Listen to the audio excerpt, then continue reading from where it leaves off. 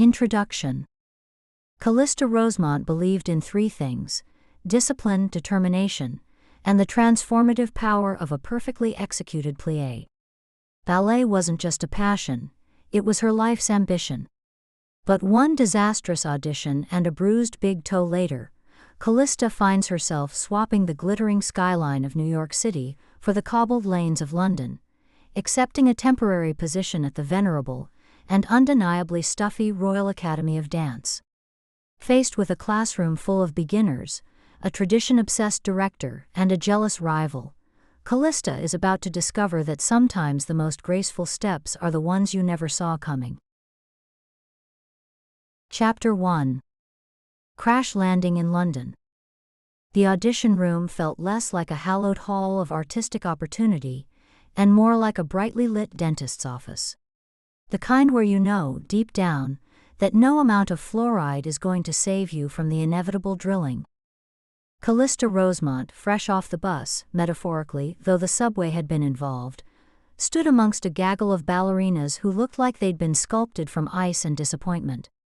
Each one a vision of perfect posture and practiced nonchalance, radiating an aura of "I've got this," even if their eyes betrayed the same simmering panic she felt. Her own carefully constructed facade of "I'm totally relaxed and ready to nail this" was crumbling faster than a day-old croissant. The sequined applique on her leotard, which she'd painstakingly sewn on herself, felt itchy and out of place. It was supposed to scream unique, but now it just whispered desperate.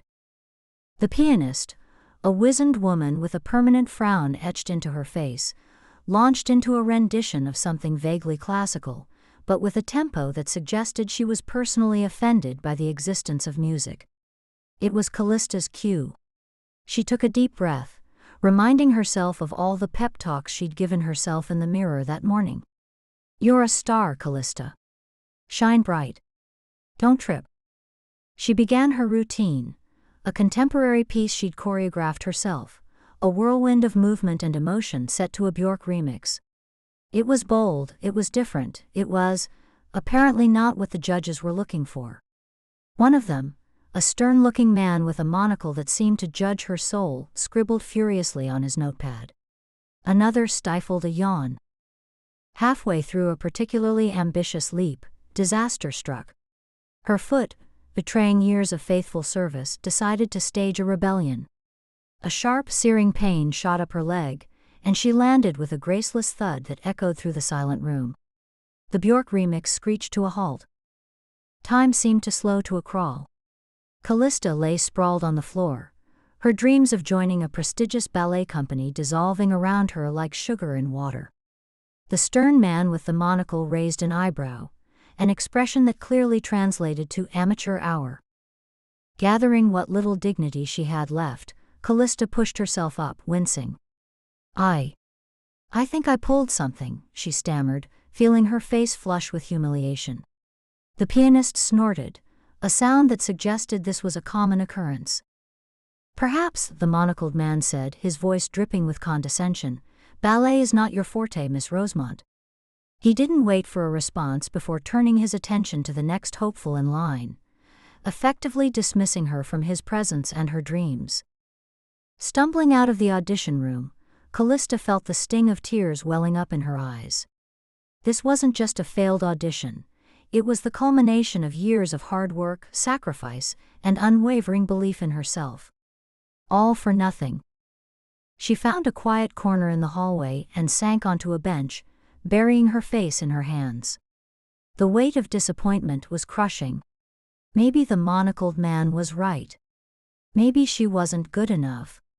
Maybe she should just pack her bags and go home. Just as she was about to succumb to the despair, a woman with kind eyes and a warm smile approached her. She introduced herself as Ms. Davies, the Academy's administrator. "Miss Rosemont," she said, "the director would like to have a word with you." Callista blinked, confused. After that disastrous display, what could they possibly want? Cautiously, she followed Ms. Davies down a long corridor, her heart pounding with a mixture of apprehension and a sliver of hope. This day, it seemed, was far from over.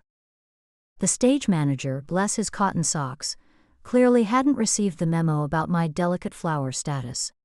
Or more likely, he just didn't care. He bellowed, "Next," with the enthusiasm of a drill sergeant, and I nearly tripped over my own feet rushing to center stage. The lights were blinding, hot enough to melt the questionable amount of hairspray I'd used. I could feel the sweat trickling down my back, a delightful sensation that only amplified my already sky-high anxiety. I took a deep breath, trying to remember the choreography, the music, anything other than the judgmental eyes I imagined were boring into me from the darkness beyond the spotlights. The music started, a dramatic crescendo that was supposed to fill me with power and grace. Instead, it just made my heart pound harder. I launched into my routine, a contemporary piece I'd choreographed myself, full of leaps and turns and dramatic arm gestures. It was supposed to be a showstopper. It was quickly becoming a train wreck. My first leap was ambitious. Let's just say I didn't quite achieve the height I was aiming for. My foot caught on the edge of the stage, and I stumbled, nearly face-planting into the unforgiving wooden floor. I managed to recover, but the damage was done. My rhythm was thrown off, my confidence shattered. I tried to salvage the situation, forcing a smile and pushing through the remaining choreography. But it was no use. Every step felt clumsy, every turn awkward. I was a graceless gazelle, a wounded swan. Well, you get the picture. It wasn't pretty. And then the pièce de résistance. The grand finale. A triple pirouette, a move I could usually nail in my sleep. But today, sleep was the only thing I was nailing. I spun, I wobbled, and then disaster struck. My ankle gave way, and I crashed to the floor in a heap of limbs and shattered dreams. The music screeched to a halt. The lights seemed to intensify, highlighting my humiliation. I lay there for a moment, stunned, the pain in my ankle throbbing in time with my racing pulse. I could hear muffled whispers from the darkness, and I just knew that they weren't whispers of admiration. A stagehand rushed over, his face a mask of concern. "Are you all right, miss?" he asked, helping me to sit up. I tried to stand, but a sharp pain shot up my leg. "Nope. Not all right. I think I twisted my ankle," I mumbled, my voice barely above a whisper. The stagehand frowned. "Looks like more than a twist to me. You might have broken something." Broken. Just what I needed. As if the audition hadn't been disastrous enough, now I was potentially facing weeks, maybe months, of recovery. My ballet career was flashing before my eyes, and it wasn't a pretty picture. The stagehand helped me hobble off stage, my dreams of joining the prestigious company crumbling with every painful step. As I sat backstage, icing my throbbing ankle and trying not to cry, a wave of despair washed over me. This was it. This was the end of the line. A kindly older woman, who I assumed was the company manager, approached me with a sympathetic smile. "I'm so sorry, dear," she said, her voice gentle. "That was quite a fall." "Tell me about it," I replied, managing a weak smile. "I think my dancing days are over." The woman chuckled. "Don't be so dramatic. A little ankle injury isn't going to stop you. Besides," she added, her eyes twinkling, "we might have something else in mind for you." The whirlwind of the past few days had been nothing short of a balletic catastrophe, only instead of graceful leaps, it was more like a series of stumbles and faceplants. One minute, I was Callista Rosemont, aspiring ballerina, ready to conquer the New York dance scene. The next, I was Callista Rosemont, unemployed ballerina with a rapidly deflating ego, clutching a bizarre job offer from a place I'd only ever read about in dusty ballet history books. The Royal Academy of Dance. In London. Teaching beginner ballet. The irony wasn't lost on me. Here I was, a dancer who thrived on improvisation and modern movement, about to be thrust into an institution steeped in tradition, and if the brochure was anything to go by, an alarming amount of starch. But desperate times, as they say, call for desperate measures. And let's be honest, my bank account was currently staging its own dramatic performance of The Vanishing Act. So, with a deep breath and a silent promise to embrace the absurdity of it all, I accepted the position. Which brings us to the present moment. Standing in my ridiculously overpacked apartment, surrounded by half-empty boxes and a lingering scent of regret. Saying goodbye to New York was harder than I anticipated. This city had been my stage, my proving ground, the place where I'd poured my heart and soul into every plie and pirouette. It was where I'd laughed with friends, cried over rejections, and celebrated small victories with cheap pizza and even cheaper wine. Leaving it all behind felt like abandoning a part of myself. My best friend Maya was a constant presence during the packing frenzy. She was the pragmatic one, the voice of reason in my often chaotic life. "Are you sure about this, Cal?" she'd asked, her brow furrowed with concern. "London's a long way away. And those Brits are, well, they're British." I know, I'd replied, trying to sound more confident than I felt.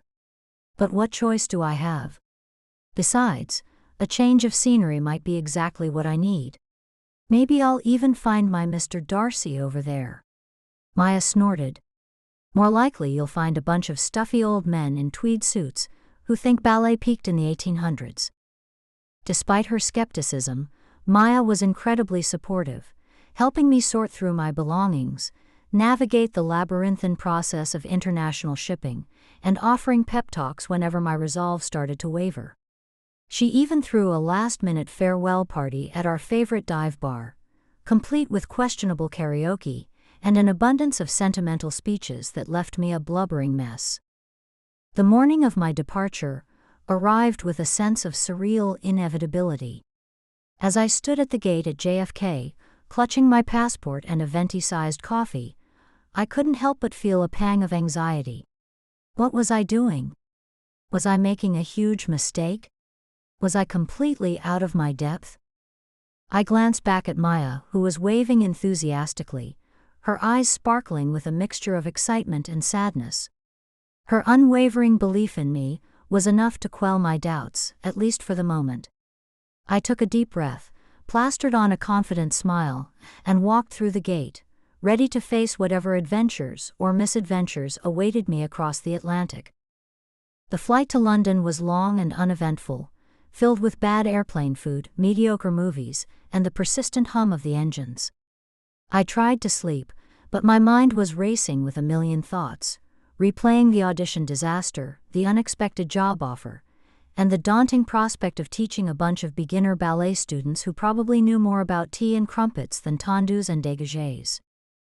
As the plane began its descent, I peered out the window, catching my first glimpse of London's sprawling cityscape. It was a gray, overcast day, which seemed fitting given my current state of mind. But even through the gloom, I could sense a certain energy, a vibrant pulse that hinted at the city's rich history and cultural diversity. "Ladies and gentlemen, welcome to Heathrow Airport," the pilot announced, jolting me back to reality. "The local time is 7 a.m., and the temperature is a balmy 12 degrees Celsius. We hope you enjoyed your flight." Balmy. 12 degrees Celsius felt more like a polar vortex, compared to the relatively mild New York weather I'd left behind. I shivered, pulling my scarf tighter around my neck. This was it. Time to trade in my dreams of being a prima ballerina for the reality of being a ballet teacher in a foreign land. Farewell, New York. Hello, Heathrow. And brace yourself, Royal Academy of Dance, because Callista Rosemont is about to crash land in your perfectly starched world. The Heathrow Express deposited me at Paddington Station, a whirlwind of hurried footsteps and echoing announcements. I clutched my oversized tote bag, its contents threatening to spill out at any moment, and navigated the throng of people like a clumsy swan trying to blend in with a flock of pigeons. London, I thought, was already proving to be a sensory overload. My phone, bless its technologically advanced heart, finally connected to the local network. A flurry of notifications flooded the screen, mostly from Mom reminding me to call her the second I landed, and a few encouraging texts from my best friend, Chloe, who was already planning a transatlantic visit filled with pub crawls and questionable karaoke choices. I pulled up the directions to the Royal Academy of Dance. According to Google Maps, it was a mere 30-minute taxi ride away. Easy peasy, I thought, picturing myself arriving at the academy with an air of sophisticated grace. Reality, as it often did, had other plans. Finding a taxi proved to be an Olympic sport in itself. After dodging rogue suitcases and narrowly avoiding being trampled by a group of tourists wielding selfie sticks, I finally managed to flag down a black cab. "Royal Academy of Dance, please," I chirped, sliding into the plush backseat. The driver, a stout man with a handlebar mustache that could rival Salvador Dali's, nodded curtly. "Right you are, love," he grunted, pulling into the snarl of London traffic. And that's when the real adventure began. The streets of London were a chaotic ballet of red double-decker buses, black cabs and cyclists who seemed to have a death wish. The driver, a man of few words and even fewer driving inhibitions, weaved through the traffic with a skill that bordered on reckless abandon. I gripped the edge of my seat, my knuckles turning white, as we narrowly avoided colliding with a delivery van and a gaggle of school children. Adding to the chaos was the fact that I couldn't understand half of what the driver was saying. His accent, thick as London fog, turned simple directions into a linguistic puzzle. "Take a left at the roundabout," he'd say, which sounded more like, "Take a laugh at de roundabout." Roundabout? What roundabout?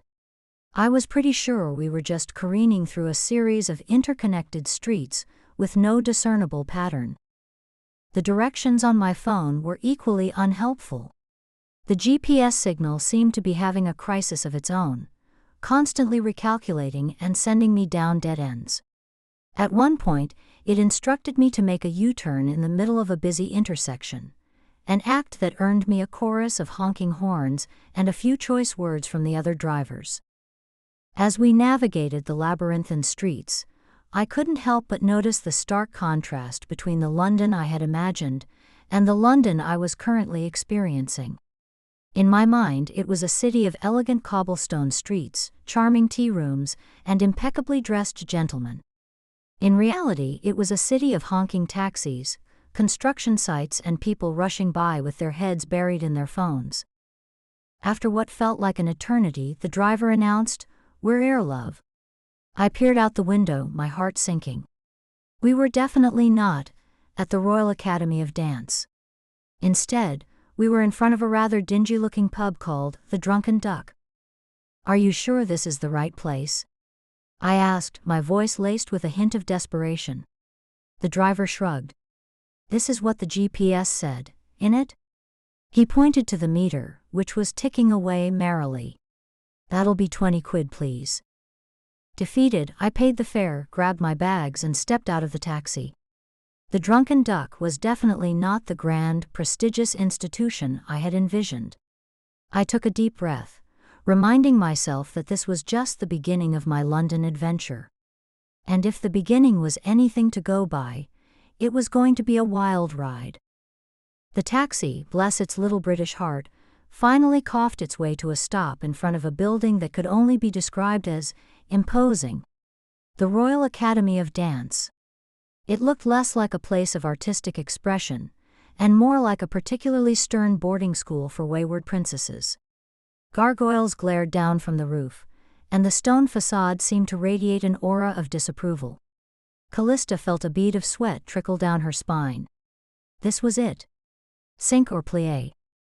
She paid the driver, a cheerful cockney who seemed utterly unfazed by her mountain of luggage, which included a bright pink suitcase shaped like a point shoe, a gift from her eccentric Aunt Mildred. As he unloaded her belongings onto the cobblestone driveway, Callista took a deep breath, trying to channel her inner swan. Instead, she felt more like a bewildered flamingo who'd wandered into the wrong zoo. "Right then, love," the driver chirped, snapping her out of her reverie. "All the best to ya. Don't go breaking any legs, eh?" He winked, hopped back into his cab, and sped off, leaving Callista alone with her luggage and her rapidly escalating anxiety. Taking another deep breath, Callista surveyed the scene. The academy's entrance was flanked by two enormous oak doors, each adorned with intricate carvings of dancers in various classical poses. They looked less inviting, and more like a test of worthiness. Did she need to know the secret ballet knock? Was there a password involving a particularly obscure Russian composer? Gathering her courage, and her pink point shoe suitcase, Callista marched towards the entrance.